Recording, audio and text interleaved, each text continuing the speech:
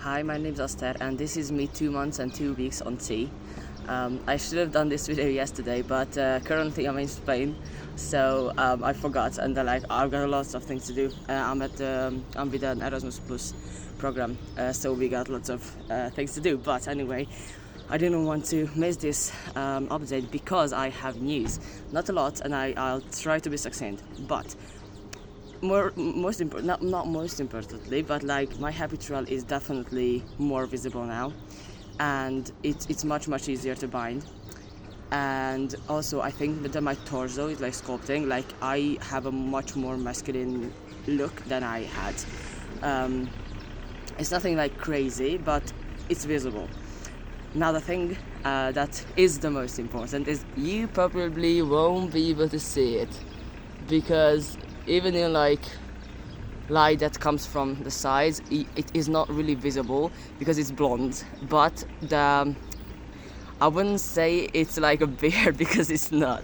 But my mustache is a little bit more visible, a little bit like darker, and the fur on my chin got a bit longer. It's not like the shade didn't change yet, but the length did, and I think it's a little bit more coarse.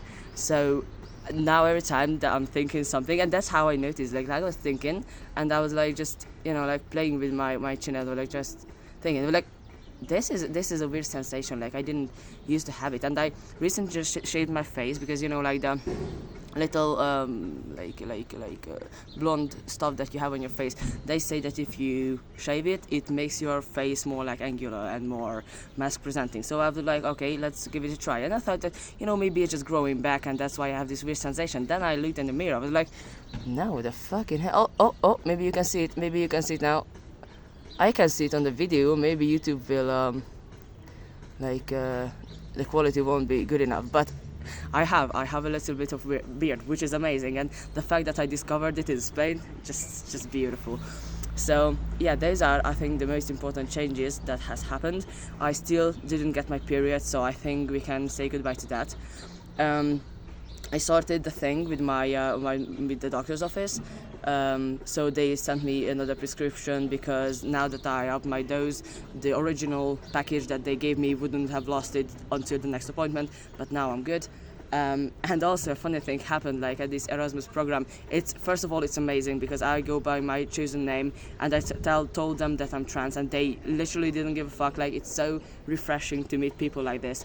I'm in a room with 4 girls, and I was like, okay, so just for you to know, I'm a trans man, and if any of you are like uncomfortable with that, I'm okay to move, like it's understandable. And they were like so sweet. They was like, why would it be a problem? Like, has it been a problem in the past? Like, genuinely confused why that would make a difference. So like, you are literally angels. Like, the fuck? What kind of universe I just popped into? Coming from Hungary. By the way, we won the election. So yeah, I'm from Hungary, and we fucking won, and the dictator is gone. So I really hope that my country is gonna be like a lot more freer, a lot more democratic, and better for me. But still, I want to go and work abroad. And maybe I will try to do something with Spain, because I literally am in love with the place. And even if I'm just a volunteer, I think for the sake of learning Spanish and being in Spain and being involved with this kind of activities, because I fall in love with this whole project, I would love to be like a volunteer in Spain with Erasmus. So maybe I won't even go to the Netherlands doing like a potato picking or anything, like tomato harvesting. Maybe I will just come here and be happy. So if I can choose between like a lot of money and like okay-ish work, or like no money but I'm like the best, my happiest self I've ever been, then maybe I will choose happiness, which is not good news for my top surgery because I won't have money for it then. But okay, I trailed off a little bit. Where I was going was that everyone's so supportive. Say ally. But for real, like and most of them know because like we had to tell our names, and someone said that, oh, you have a nice name, and I couldn't pass on the opportunity to say, oh, thank you, I chose it. And they were like, what do you mean you chose it? I was like, okay, so story time. Some of you don't know yet, but yeah, I'm trans. But it turns out that there were still people that weren't there when that conversation happened. So last night when we had a cultural night, and after that we went to karaoke, there was a guy, and he was so sweet because he was like, never in a million years would have ever thought that you were born as a girl.